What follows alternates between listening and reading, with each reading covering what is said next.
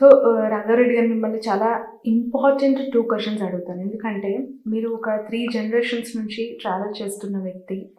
మీకున్న నాలెడ్జ్ ప్రకారం, మీరు చూసిన దాని ప్రకారం దీనికి ఒక పర్ఫెక్ట్ ఆన్సర్ వస్తుందని నేను ఎక్స్‌పెక్ట్ చేసిన. ఎందుకంటే చాలామంది ఏపీ ప్రజలు అవ్వచ్చు, వైఎస్ఆర్ అభిమానులు అవ్వచ్చు, ఒక క్లమ్జీ వాళ్ళ మైండ్‌కి ఏం అర్థం కావట్లేదు. ఏంది ఉన్న పళంగా ఉన్న ఏకైక చెల్లె, రాఖీ కట్టాల్సిన ఆమె ఇలా ర్యాగింగ్ చేస్తూ లిటరలీ ఇక ట్రోలింగ్ చేస్తూ అన్నని ఇట్లా తిరుగుతుంది, తిప్పుతుంది, విమర్శలు చేస్తుంది. కైండ్ ఆఫ్ ఎక్కువగా కమెంట్స్ వినిపిస్తున్నాయి. ఫస్ట్ క్వశ్చన్ ఏంటంటే 6 ఫైళ్ళు 4 వ్యక్తులు. అసలు ఈ స్టోరీ ఏంటి? ఏం జరిగింది? మిషనరీ ఫండ్స్ కోసం జరిగిన ఇష్యూనా, లేదంటే మైనింగ్ ఇష్యూనా, ఇసుకకి సంబంధించిన ఇష్యూనా? ఏ ఫైల్ పట్టుకొని పోతే ఎక్కడ చెడింది? ఆ 6 ఫైళ్ళ అంశం ఏంటి అసలు? ఇన్ఫర్మేషన్ కాదు, హకీకత్ అది వాస్తవం కూడా. ఏదో ఒక 6 ఫైళ్ళకు సంబంధించినటువంటిది ఈ దుష్ట చతుష్టయం. బ్రదర్ అనిల్ కుమార్ గారు, వాళ్ళకు సంబంధించిన 3 వ్యక్తులు, వాళ్ళు కలిసి ఒక ప్లాన్ చేశారు. మనము పాదయాత్ర చేస్తేమి, తర్వాత అనేక కార్యక్రమాలు చేసినాం, జగన్ గారు ముఖ్యమంత్రి కావడానికి మన శాయశక్తుల ప్రయత్నం చేసినాం. మనము మొదట్లోనే ఒక 6 నెలల లోపలనే ముఖ్యమంత్రి కాగానే ఈ పనులు చేయించుకోవాలని ప్లాన్ చేశారట. ఆ ప్లాన్లో భాగంగా ఆ ఫైళ్ళన్నీ కూడా ఇక కిందేముంది, ఒక ముఖ్యమంత్రి గారు అల్లుడన్నా, ముఖ్యమంత్రి గారి బిడ్డన్నా, ముఖ్యమంత్రి గారికి సంబంధించిన వాళ్ళు దగ్గటోళ్ళు అంటే ఆ ఫైల్కు ఆటోమేటిక్గా సీఎం దాకా పోతుంది. సీఎం దగ్గర పోయిన తర్వాత ఆ ఫైల్ చూసిండనేమాట. ఆ ఫైల్ చూసిన తర్వాత ఈ ఫైల్ ఇక్కడి వరకు ఎట్లొచ్చిందని ఆయన అడిగితే పలానోళ్ళు చెప్పారు అని చెప్పారట. ఫైల్ పక్కన పెట్టాడు. వీళ్ళు పోయినప్పుడు ఒకటే ఒక్క మాట చెప్పిండట, నేను 5 సంవత్సరాలు ముఖ్యమంత్రి కావడానికి నేను రాజకీయాల్లోపటికి రాలేదు, 20 సంవత్సరాలు ముఖ్యమంత్రిగా ఉండాలనుకుంటున్నా, మీరు ఏ తప్పుడు అయితే చేయమని చెప్తారో నేను అది చెయ్యను, ససేమిరా అని చెప్పిండు అనేది మాకున్నటువంటి ఇన్ఫర్మేషన్. దాని తర్వాత ఇక తాడు వెనుకం షురు చేశాం. ఏదో రకంగా జగన్మోహన్ రెడ్డి గారిని బ్లాక్మెయిల్ చేసి ఈ ఫైళ్ళ మీద సంతకం చేయించుకుందామనే ప్రయత్నం చేశారు.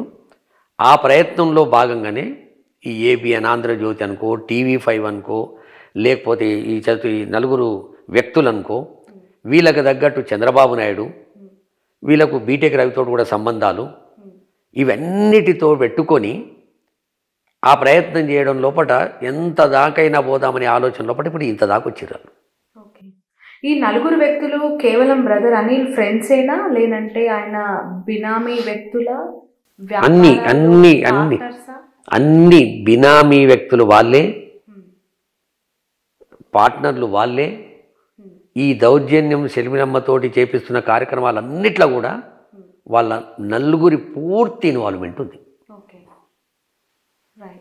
అంటే వాళ్ళకి క్రిస్టియన్ మిషనరీ ఫండ్స్ అవన్నీ ఇది తప్పమ్మ. ఈ మిషనరీలు అనేది ఇవన్నీ కూడా పొరపాటు. సీదా సాదా సాఫ్ సుత్రా డైరెక్ట్ డీల్ ఇది. దీంట్లో మోమాటాలు లేవు. మనము ముఖ్యమంత్రి కావడానికి ప్రయత్నంలో భాగంగా మనము ప్రయత్నం చాలా పెద్ద ఎత్తున చేసినాం. మన కష్టార్జితం ఉంది. ఆ కష్టార్జితానికి మనం ఫలితం సంపాదించాలంటే మొదట్లో షర్మిలమ్మ ఏదో ఒక నెల రోజులు ఏందో వాళ్ళు కన్విన్స్ కాలేదు. ఆ తర్వాత కన్విన్స్ అయిపోయారు. అయిన తర్వాత ఇక వాళ్ళు స్టార్ట్. అంతే తప్ప దీని వెనకాల ఆస్తుల పంచాయతీ లేదు, ఆమ్దానీల పంచాయతీ లేదు, రాజ్యసభ పంచాయతీ లేదు, రాజకీయ పంచాయతీ అసలే లేదు. నేను ఎన్నోసార్లు రాజశేఖర్ రెడ్డి గారు చనిపోయిన తర్వాత, ఇప్పటికి 15 సంవత్సరాలు అయింది, ఈ ముఖ్యమంత్రి జగన్మోహన్ రెడ్డి గారు అయిన తర్వాతనే ఈ మెంబడి నేను 2 సార్లు పోయింది తప్ప సమాధి దగ్గరికి 8th జూలై కావచ్చు, సెప్టెంబర్ 2 కావచ్చు. అంతకుముందు ప్రతి సంవత్సరం నేను అక్కడికి పోతుంటే మంచిగా ఆప్యాయతగా అన్యోన్యంగా అన్నా చెల్లెలు ప్రార్థనలో కూర్చొని ఎంత చక్కదనంగా అనిపించేదంటే అంత చక్కదనంగా అనిపించేది. అటువంటిది ఈ క్రూరమైనటువంటి మనుషులు మారిన తర్వాత ఆ అమ్మాయిని బలిపశువులు చేయడానికి ఇగో ఈ ప్రయత్నం చేస్తారు. ఆ ప్రయత్నం ఇక్కడ దాకా వచ్చింది. చూడండి, ఏం పీక్తారో పీక్కొనే కాడికి వచ్చింది. రైట్. యాక్చువల్లీ ఈ 6 ఫైళ్ళకి సంబంధించిన ఇష్యూస్ అనగానే షర్మిల కావచ్చు, ఆమె ఉలిక్కి పడుతున్నారు. దానికి సంబంధించి ఎక్స్ట్రీమ్ డైలాగ్స్ వస్తున్నాయి. నేను ప్రమాణం చేస్తా, పిల్లలపైన ప్రమాణం చేస్తా, మీరు రండి అని చెప్పి సవాల్ చేసే పిల్లలు. ఎందుకు ఆ 6 ఫైళ్ళ అంశం అంత ఉలికిపాటుకు గురి చేస్తుంది? పోనీ ఒకటమ్మా, మనం లే మ్యాన్గా మనకు ఆ కుటుంబంతో సంబంధం లేదు. రాజశేఖర్ గారి కుటుంబంతో మనకు సంబంధం లేదనుకుందాం. ఏముంటుంది చెప్పిగా పంచాయతీ అక్క అన్న చెల్లెళ్ళ మధ్యన? ఆస్తులు ఏం ఆస్తులు? ఏం ఆస్తులు?